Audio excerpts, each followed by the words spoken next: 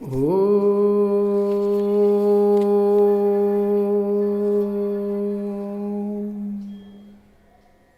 ಶ್ರೀ ಗುರು ಬಸವಲಿಂಗಾಯ ನಮಃ. ಈ ದಿನ ಶಿವಯೋಗಿ ಸಿದ್ದರಾಮೇಶ್ವರರ ಒಂದು ವಚನವನ್ನು ನಾವು ನೋಡೋಣ. ವಿದ್ಯೆಯನ್ನರಿದವ ಗುದ್ದಾಟಕ್ಕೊಳಗಾದ, ವಿದ್ಯೆಯನ್ನರಿದವ ಗುದ್ದಾಟಕ್ಕೊಳಗಾದ, ಅವಿದ್ಯೆಯನ್ನರಿಯದವ ಪ್ರಾಪಂಚವ ಒದ್ದು ಬಿಟ್ಟ ನೋಡ ಕಪಿಲ ಸಿದ್ಧ ಮಲ್ಲಿಕಾರ್ಜುನ. ಅವಿದ್ಯೆಯನ್ನರಿದವ ಪ್ರಾಪಂಚವ ಒದ್ದು ಬಿಟ್ಟ ನೋಡ ಕಪಿಲ ಸಿದ್ಧ ಮಲ್ಲಿಕಾರ್ಜುನ.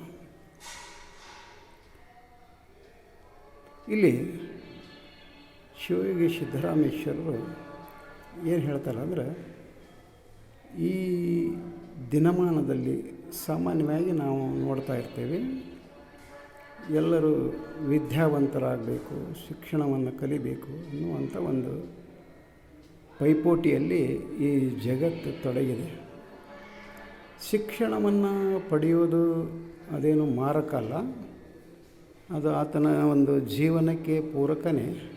ಆದರೂ ಸಹಿತ ಇಲ್ಲಿ ಅವರು ಏನು ಹೇಳ್ತಿದ್ದಾರೆ ಅಂದ್ರೆ, ಹೆಚ್ಚು ಹೆಚ್ಚು ವಿದ್ಯೆಯನ್ನು ಕಲಿತವ ಏನದಲ್ಲ ಅಲ್ಲಿ ಗುದ್ದಾಟಕ್ಕೆ ಚಲೋ ಮಾಡ್ತಾನೆ.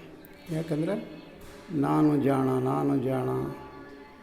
ನಾನು 99 ಮಾರ್ಕ್ಸ್ ತೊಗೊಂಡನಿ, ನಾನು 100 ತೊಗೊಂಡನಿ, ನಾನು ಪ್ರಥಮ ದರ್ಜೆಯಲ್ಲಿ ತೇರ್ಗಡೆಯಾಗೀನಿ. ಹಾಗೆ ಆತನಿಗೆ ಒಂದು ಅಹಮ್ಮು ಅಲ್ಲಿ ಬಂದು ಏನು ಮಾಡ್ತೈತೆ, ಅಹಂಕಾರ ಆತನಿಗೆ ಗುದ್ದಾಟಕ್ಕೆ ತೊಡಗಿಸ್ತದೆ. ಯಾಕಂತ ಕೇಳಿದಾಗ, ಈ ಸಾಮಾನ್ಯವಾಗಿ ನಾವು ಈ ಒಂದು ದಿನಮಾನದಲ್ಲಿ ನೋಡಬೇಕಾದ್ರೆ ಒಬ್ಬ ವಿದ್ಯಾವಂತ ಹೆಚ್ಚಿನ ಭ್ರಷ್ಟ ಆಗಿರ್ತಾನೆ. ನಾವು ಈ ಮಾಧ್ಯಮದಲ್ಲಿ ನೋಡ್ತಾ ಇರ್ತೇವೆ, ಅವ ಇಂಜಿನಿಯರ್ ಇರ್ತಾನೆ, ಡಾಕ್ಟರ್ ಇರ್ತಾನೆ, ದೊಡ್ಡ ದೊಡ್ಡ ಹುದ್ದೆಯಲ್ಲಿ ಇರ್ತಾನೆ. ಆದರೆ ಆತನೇ ಅನೈತಿಕ ಮಾರ್ಗದಿಂದ ಕೋಟ್ಯಾನು ಕೋಟಿ ರೂಪಾಯಿಗಳನ್ನು ಅಲ್ಲಿ ಸಂಗ್ರಹ ಮಾಡ್ತಾನವ.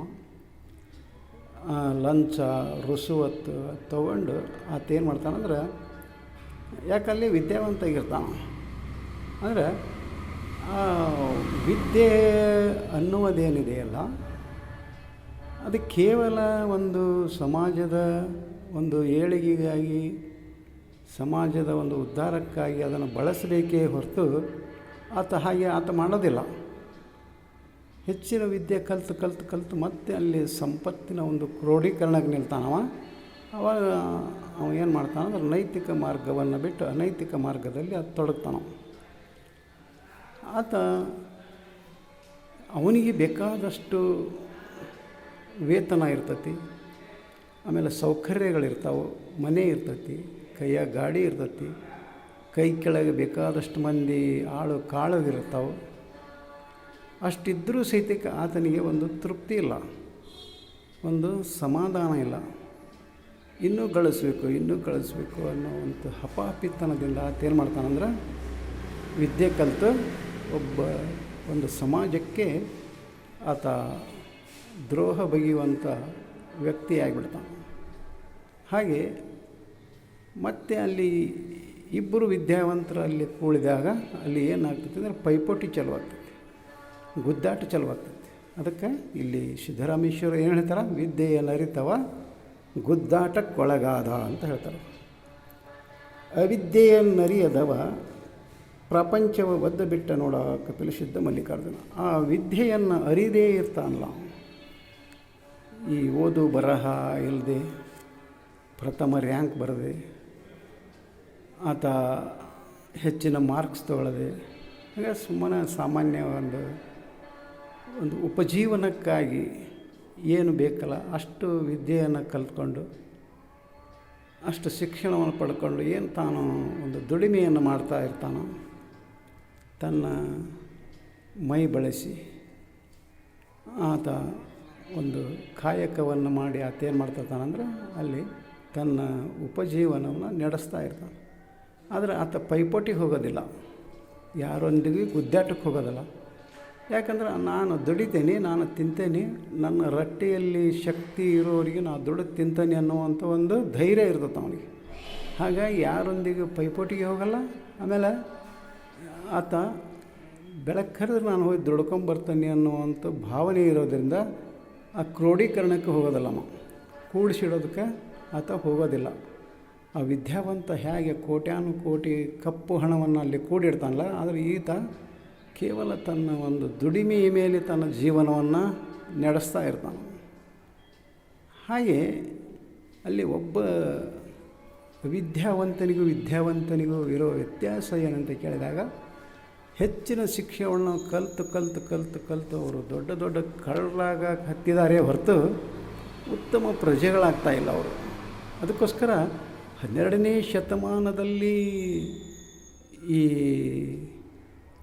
ಒಂದು ಮನುಷ್ಯನ ಒಂದು ಮಾನಸಿಕತೆಯನ್ನು ಅರ್ಥ ಮಾಡಿಕೊಂಡಂಥ ಶರಣರು ಅಂದೇ ನಮಗೆ ಈ ಸಂದೇಶವನ್ನು ಕೊಟ್ಟಿದ್ದಾರೆ. ಅಂದರೆ ವಿದ್ಯೆ ಕಲ್ತವ ಅವ ಗುದ್ದಾಡತ್ತೆ. ಅದಕ್ಕಂದ್ರೆ ಅಲ್ಲಿ ಸಂಪತ್ತನ್ನು ಕ್ರೋಢೀಕರಿಸಿದ, ಅಲ್ಲಿ ಲಂಚ ರುಸುವತ್ತನ್ನು ಪಡೆಯೋದಕ್ಕೋಸ್ಕರ.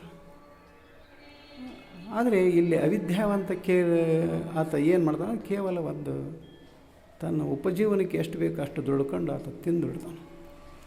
ಹಾಗೆ ನೋಡಿ, ಈ ದಿನಮಾನದಲ್ಲಿಯೂ ಸಹಿತ ಆ 12ನೇ ಶತಮಾನದಲ್ಲಿ ಹೇಳಿದಂಥ ಶರಣರ ನುಡಿಗಳು ನಮಗೆ ಇವತ್ತು ಸಹಿತ ಅನ್ವಯಿಸ್ತಾವೆ.